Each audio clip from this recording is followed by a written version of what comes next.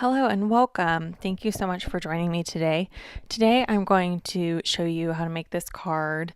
Sympathy cards are things that we don't often want to send, but it's nice to have some when you need them. So I try to make them in advance. I'm going to be doing some colored pencil coloring today.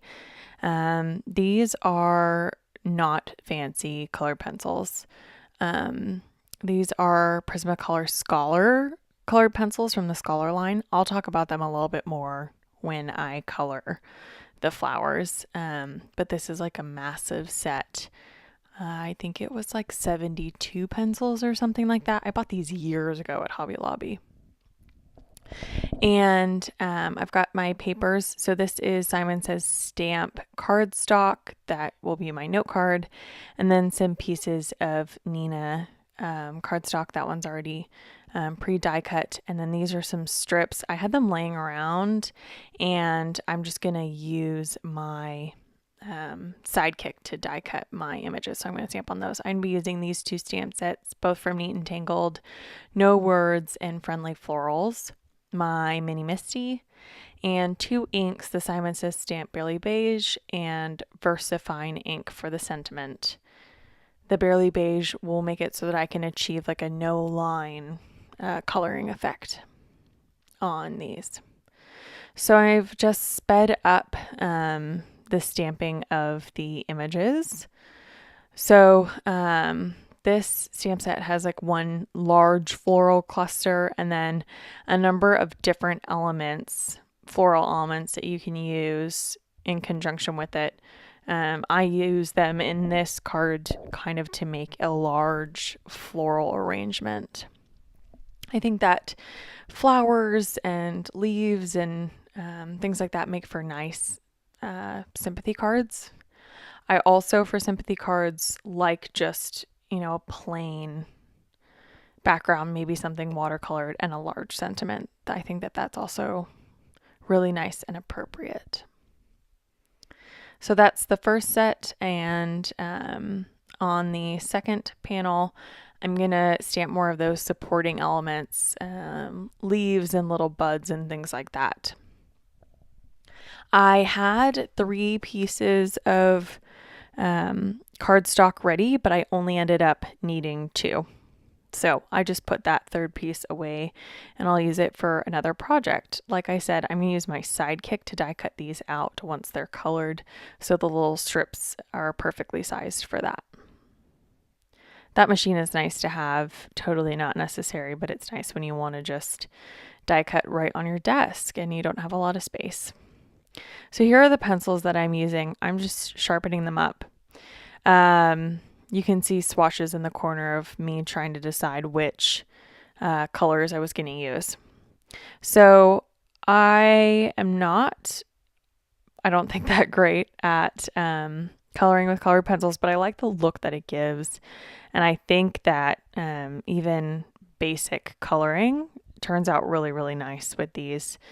I will say, so I think I said it in the intro, I purchased this set at Hobby Lobby using a 40% off coupon years ago, like right when adult coloring books first started being a real big thing. So what was that, like 2013, 14 maybe? And I just wanted cheap colored pencils to use.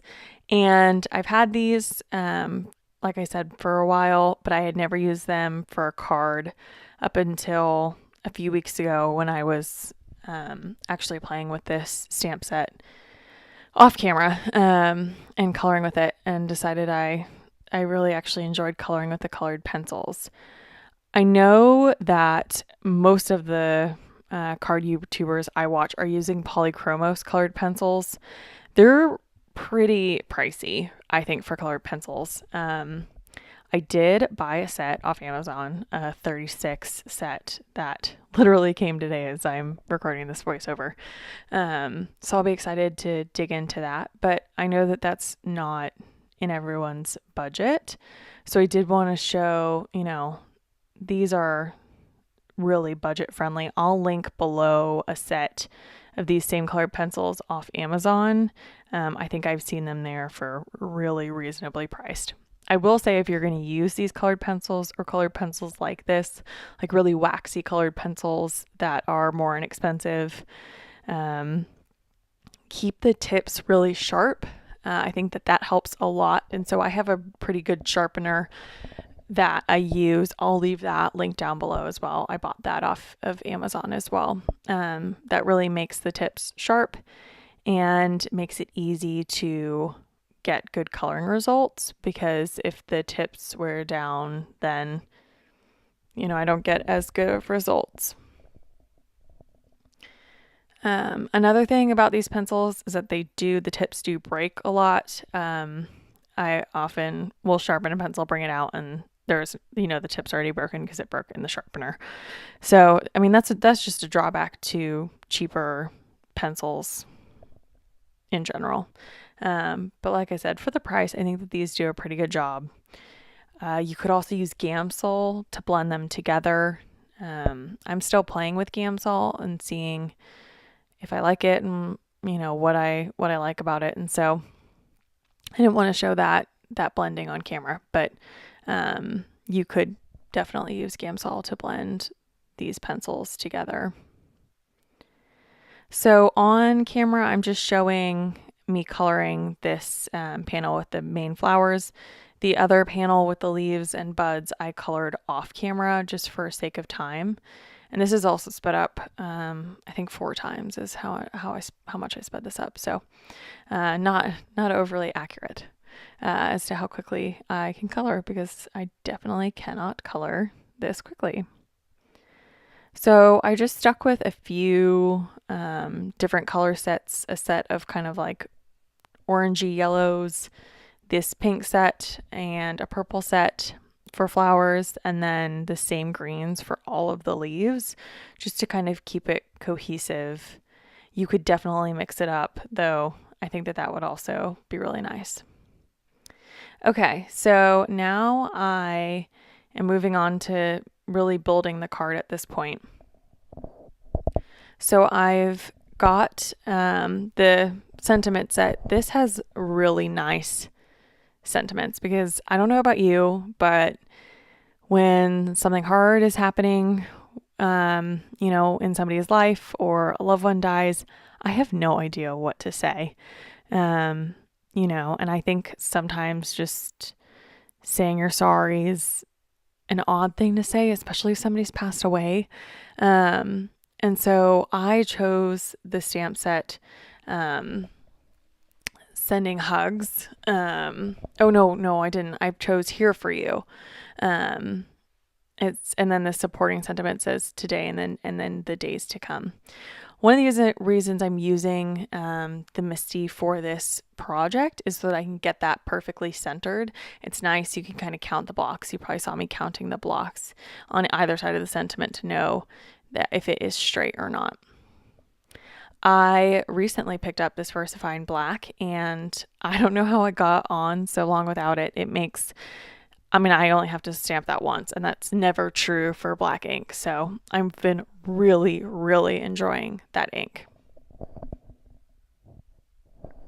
Just cleaning off my stamp with a stamp chamois, and then I will move on to building out this card.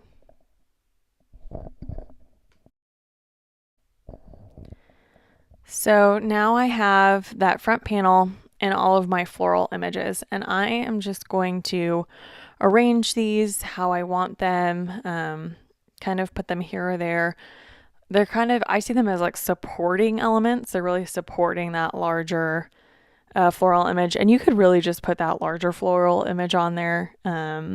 You could just stamp it directly on there, and then you wouldn't have to do the die cutting and all of that. But I really wanted it to look full.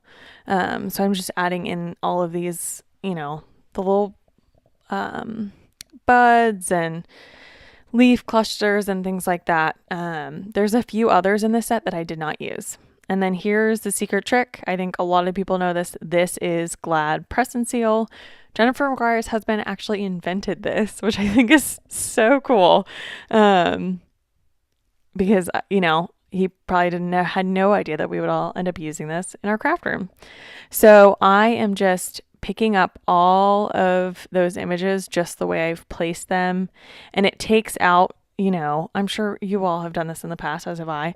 You like put down an image and then you get it all arranged, and then you're trying to pick everything up one at a time, trying to put it back exactly the way it was once you've got adhesive down. And it's just really, really difficult.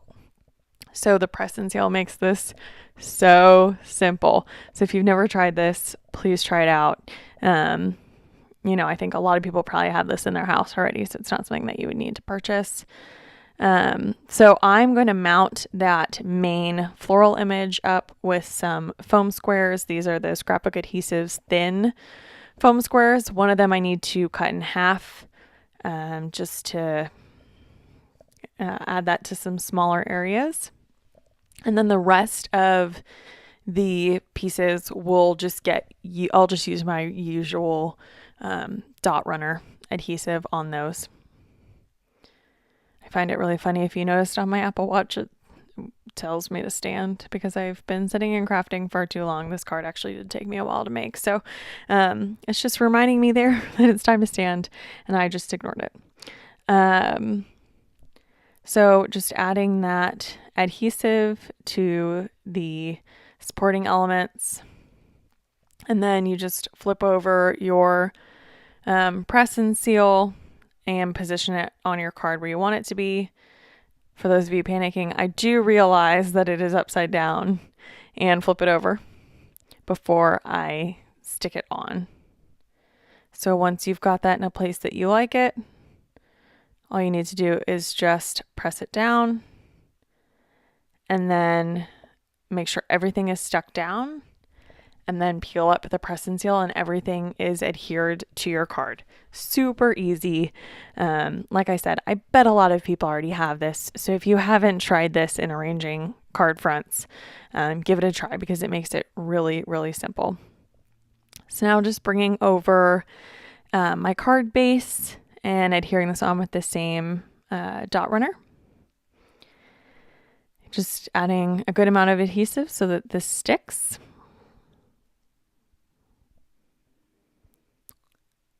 And then once this is adhered, that is going to be the card for today.